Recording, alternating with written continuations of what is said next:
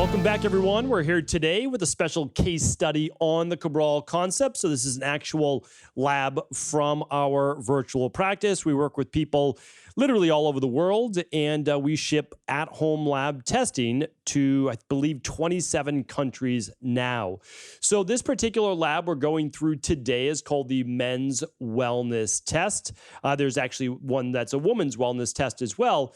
The big differentiator on this is that the men's test testosterone and DHEA, and the women's test estrogen and progesterone. So it's kind of like our stress, mood, and metabolism test. However, it only gives the male typical, again, women obviously produce testosterone, DHEA, and men produce progesterone and estrogen as well. But it's weighted towards those, and it's not giving you the thyroid numbers, free T4, free T3, TPO, and TSH, and it's not giving you vitamin D or your insulin and hemoglobin A1C. But it's a nice test because it's a fraction of the price, and you still get to test your main sex hormones based on male or female, and you also get your 4 cortisol through the day. It's also really easy to complete, obviously, with a saliva-based sample. Easy, super accurate, and again, from CLIA certified labs. So this lab, as always, has been redacted, so you won't see any private client information. And if you want to download it and follow along, or you want to watch right on video, you can head on over to stephencabral.com/2393. That's where today's case study will be.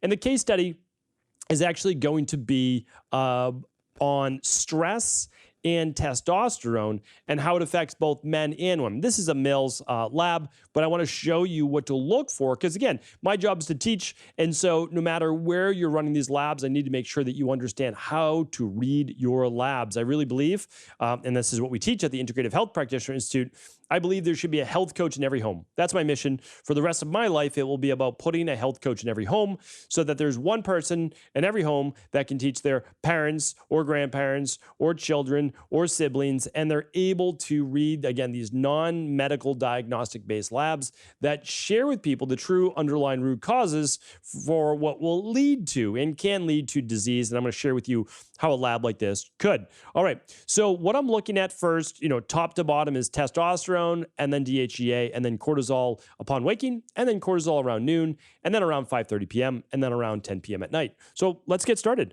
So the first number, well, let's keep in mind, this is a male, 42 years old, 5'10", 230 pounds, 37-inch waist, 32.8 BMI. All right, so let's look at this. Well, for men, obviously height, your height is your height, right? That's genetic for sure. So your height is your height. Your waist for men, we want it below 36 inches. And the reason we're doing that is simply typical waist-hip ratio. And there's just less chance for cardiovascular disease, high blood pressure, type 2 diabetes, and cancer. That's why we do that. We don't do it out of any, specific metric that you're only supposed to have this, this, and this. Well, no. I mean, and again, the taller you are, typically the larger the waist that you can have, and the shorter you are, the smaller the waist that you should have. It's not a perfect science, but that's basically the way that it is. But most men should have under 36 inches. Now, again, there's exceptions to every rule.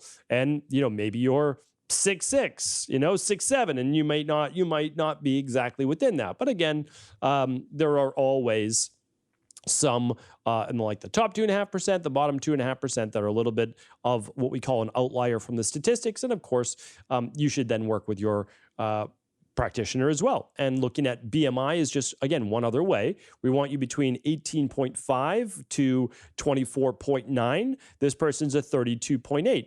It's helpful for me because at 5'10", 230, it's probably, again, like I'm not here to tell you what you should look like. It's none of my business, to be honest with you. I'm here to talk about health.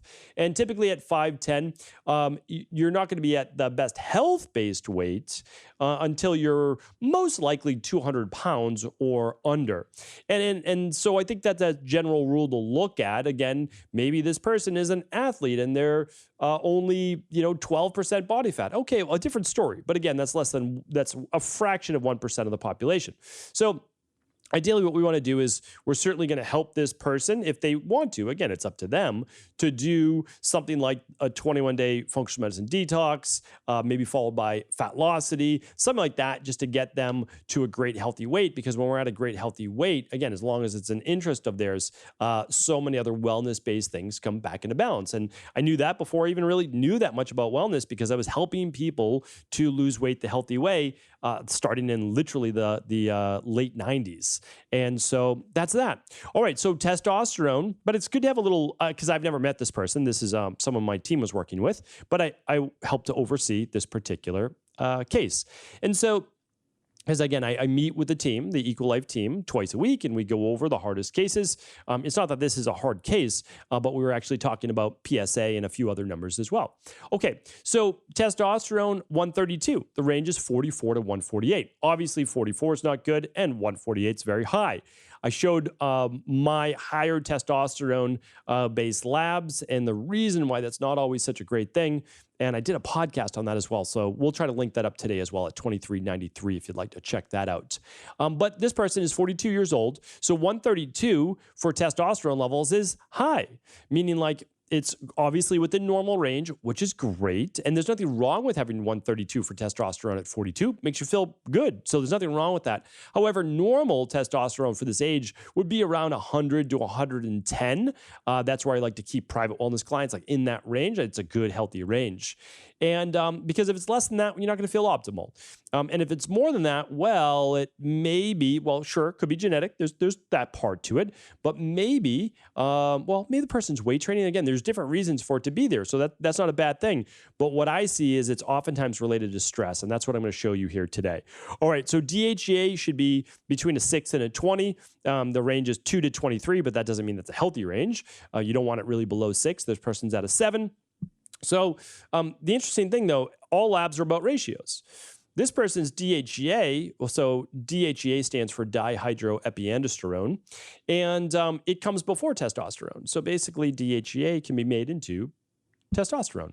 And so the interesting thing that is that you'd say, well, this person has 132 for their testosterone. Well, their DHEA should be higher. And I would agree with that. General rule of thumb, there should be a greater amount.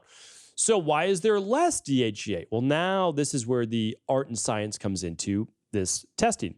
We have morning cortisol. Morning cortisol should be between a 3.7 and a 9.5. Healthy is between a 6 and a 9. This person has a 15.7. So basically double what healthy would be, right? So that's a lot of cortisol being produced in the morning. So that can feel like what? It can feel like anxiety. It can feel like high levels of stress. It could feel like don't have great memory, can't find your keys, like just buzzing, like really, really, the body's on overdrive, fight or flight right in the morning, okay? Now, their noon, the levels between 1.2 and 3. I like to see someone around a 1.5 to a 2.5. This person's a 2.8, so they're on the higher side of normal, but normal. Their evening around 5:30. Okay, the cortisol should be ramping down a little bit. So the healthy range is 0.6 to 1.9. I like it around the 1.5 area, 1 to 1.5. This person's at a 2.4. So again, about double, right around where they should be. And then their cortisol in the evening, healthy is a 0.4 to a 1. I like to see it between a 0.4 and a 0.6, nowhere near a 1. Because if it's close to a 1, it means that their mind and their fight or flight and their sympathetic nervous system is not turning off, which means that they're not going to be producing enough melatonin, and they're going to have a really difficult time falling asleep. And if they fall asleep, most likely that deep sleep is not where it should be, and REM could actually be off the charts. And I did a podcast on that as well, when the mind is just hyperactive. So not ideal. So this person is not between a 0.4 and 0.6. They're a 1.5. So they're 3x what they should be. So again, I never worked with this client particularly, but they could be dealing with insomnia, losing muscle tone, sleeplessness, maybe hair loss, hair, skin, and nail-based issues, more rapid aging, high levels of stress, aggressiveness, overwhelm, irritability. But again, these are the symptoms typically when I see a lab like this, and I've done this for many, many, many years. And when I used to say this to an individual on a call, they're like, how do you know all of that? because obviously I'm not a mind reader. There's no parlor tricks here, right? All I can tell you is this is exactly what happens when these essentially chemicals, hormones are being produced in the body. You get these failings, right? I mean, because remember, there's always an underlying root cause. There's always a reason. I had a doctor many years ago take me through a lab like the stress, mood, and metabolism, almost just like this.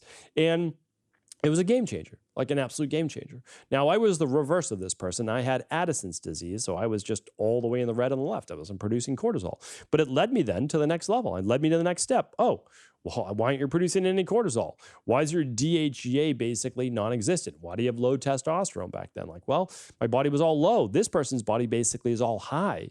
But we're getting the first signs that this person could be starting to get run down. Not yet, because they're producing high testosterone. They're producing high cortisol. This person would be considered the alarm stage of adrenal issues, or they sometimes even call it adrenal fatigue, but this person's not in fatigue probably yet. They could be, because they could have like racing heart rate, all these things. They could feel exhausted because they're in the fight or flight sympathetic nervous system, but they would be in the alarm stage. This is like bells are going off. If they ran a minerals and metals test, maybe all 4 of their electrolytes are high, or at least calcium, magnesium, or at least calcium. And that would be, again, not normal, but common. Like that is typically what you're going to see. So you have to keep in mind, again, I bring this to you here today because there's always a reason. And you're able to see this with at-home lab testing. Again, you don't have to run it with our practice online. You could do it with an integrative health practitioner level 2. You could run it with a naturopathic doctor that does endocrinology with hormones like this, or they do the big 5 or those types of tests. But the data is remarkable because this person running this is most likely, I mean, again, you can't say what it is, but adding 10 to 20 years to their life. Because people with high cortisol they're not saying you're going to, can end up with higher rates of Alzheimer's, dementia, cardiovascular disease, high blood pressure, and potentially type 2 diabetes or even cancer. So you have to understand is like cancer, autoimmune issues, Alzheimer's, they don't come out of the blue. They really don't. They take years to create in the body. So what we found is like, oh, this person may have higher levels of inflammation as well because their PSA is also starting to creep up. And that's why I came in and took a look at this test. And so, well, what do we do, right? We're like, what do we do? All right, well, here's what we do. We say the culprit is the stress. Now, the stress could be coming from a virus, an infection, gut health issues or digestive issues, heavy metals, what else? Pain or injury, any stress on the body. So what we do, work, life, relationships, what we go in is we ask, what are the stressors? Now, they may not know about the gut issues. They may not know about the other things, the high levels of omega-6s. That's what we lab test for, right? So we look for those. But we say, okay, lifestyle-wise, what's the big stressor? How's work? How's sleep? How's all these things? We go in then right away and we fix sleep and this high levels of cortisol. What do we do? Again, I can't provide you any medical advice, medical treatment plans, medical diagnosis, or medical cures. We look at the underlying root cause issues. We go in and we say, okay, we need to use something like Adrenal Soothe, which is a nutritional supplement that is, again, from clinical studies, you see the ingredients, phosphoserine, ashwagandha, L-theanine. They help to reduce cortisol levels, all right? So that's our job. Like, that's what we're going to do. We're going to use magnesium, especially if you ran that minerals and metals test and find that. We're going to use our sleep health protocol at night and daily nutritional support in the morning, probably some omega-3 support, daily omega-3 support. We might do nothing else except for that and say, okay, how are we doing after 4 weeks? Oh, starting to feel a little bit better. Not so much that anxiety, irritability, waking through the night to urinate, all these things, because again, their cortisol is so high, right? So how can we push down cortisol at night? Again, Adrenal Soothe, magnesium, sleep health protocol with the liquid melatonin so they're not groggy in the morning. Like these are the things that we know help. And then what do? Oh, we work on lifestyle as well. Okay, no more news before bed or work projects before bed. Take an hour to 2 before beds. Don't eat within 2-3 hours of bed. We're going to do maybe some binaural beats or something relaxing at night. What would you find calming before bed? Work on biofeedback or breath work. We're going to do as much as we can. They're not going to do everything, but we can choose the things that we agree that they'd be able to do. And so it's a multi-pronged approach. That's truly what an integrative health-based approach is. And that's, I believe, how you get people the best results. Now, again, this is only one lab. We would look at, okay, are there heavy metals? Are there gut-based issues, and we can work out those at the same time. But I just wanted to share you with this today because, we're doing, I don't know, close to 2,000 client appointments per month, and we run thousands of these labs every single month. And the amazing thing is, at least for me, is like I love this work. And the reason why I love this work is because people feel something, right? They feel it. We call those symptoms. And they're not typically good, right? I mean, they're not like lack of sleep, anger, irritability, overwhelm, brain fog. And like, okay, well, but there's always a reason why you have those. When we start to run these labs, we can share with this person now, like, hey, listen, this is why you might be adding some belly fat, because the high levels of cortisol. High levels of cortisol increase your glucose levels, your blood sugar levels without you even trying, because they force your liver to break down stored sugar or glycogen, right, to make glucose in the bloodstream. It's needed for fight or flight. So like everything starts to go well when you start to rebalance the body from an underlying foundational principle. And the way that works is that you bring down the toxicities. In this case, cortisol is a toxicity. It is. It's just typically you want to produce under 13 nanograms per milliliter per day. It's like between like 9 and 13, okay? And this person in the morning is producing more than they're supposed to produce the whole day, 15.7. If I do the math here, they're at like 19, 21, 22 and a half or so. Like they're producing twice as much cortisol per day, twice as much in the fight or flight as they should be. So these are, again, really important things to look at it. And when you know what to work on and you're not guessing anymore because you're testing, the bottom line is these things are actually quite fixable. And how long will it take to get well? People always ask that, right? Well, I say typically about 6 to 12 weeks, right? You start to feel better within about 21 days. You start to feel significantly better the next 21 days or so. So that's 6 weeks. And most people, like even the worst of the worst, is typically 12 to 16 weeks for gut-based issues, hormonal issues, menstrual cycle issues. And that's what it takes. And now it's not like you're done after that. You're then trying to say, okay, what else can I tweak? How can I even get even better? But most people don't even know what well feels like anymore because it's been so long. And again, one of the reasons why I love doing these case studies is just to share with you a glimpse is this is just one lab. There's many labs to run, but this is one lab. And if you're suffering from anything energy related or stress related or sleep related or hormones related, or, I don't know if this person has high libido or low libido. I don't know what the cortisol is doing to this person specifically. I don't know if they have high drive or high anxiety, but I'm telling you right now, you can see how it would manifest in this person's body. Either they're overwhelmed, those are all the lows, right? Low drive, low ambition, or they're completely overwhelmed, or I should say that they're in fight or flight, and that might be like, okay, increased dopamine, high drive, high ambition, high libido, like going, right? And then the other, though, can take place, and that's when you start to then burn out. You're like, oh, now I'm running high anxiety, low ambition, low drive, low libido, low everything. Like you're just so overwhelmed. And so we can hopefully catch this person before they really start to fall down that mountain. And I think we got this person at just the right time where there's high levels of stress. Okay, but we caught it. And now we can begin to healthily balance that out through the de-stress protocol: diet, exercise, stress reduction, toxin removal, rest, like the rest and sleep protocols, right? Emotional balance, scientifically backed supplements, and a success mindset. There's not just one thing, right? So let's not get it confused that one thing fixes everything. Diet alone is not going to fix this person, all right? Let's be honest.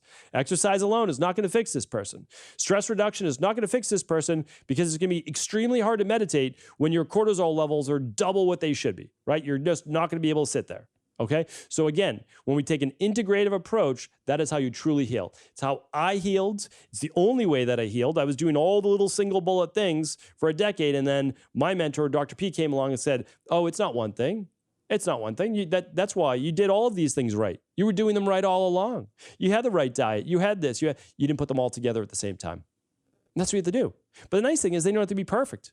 You do, pretty well on your diet, pretty well on your exercise, pretty well, and you customize it for you based on your bio-individuality. And there's no better way to find out your bio-individuality than run one of these particular labs. Again, you can run it with an integrative health practitioner, level 2. You can find them at integrativehealthpractitioner.org, or become an integrative health practitioner yourself, right? Because I truly believe there should be a health coach in every home.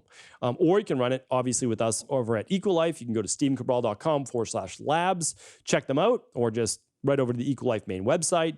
Or you can work with a local naturopathic doctor in your community who's able to do these too. And so, again, you have your options. I just wanted to bring you this today. I love lab testing. Lab testing literally saved my life. At-home lab testing, not the blood work you do at your PCPs, which diagnoses disease, but actually looking for the true underlying root cause imbalances. So hopefully this was helpful. Again, thank you so much. Take care. And if it was helpful, do feel free to share it with anyone else you believe it could serve.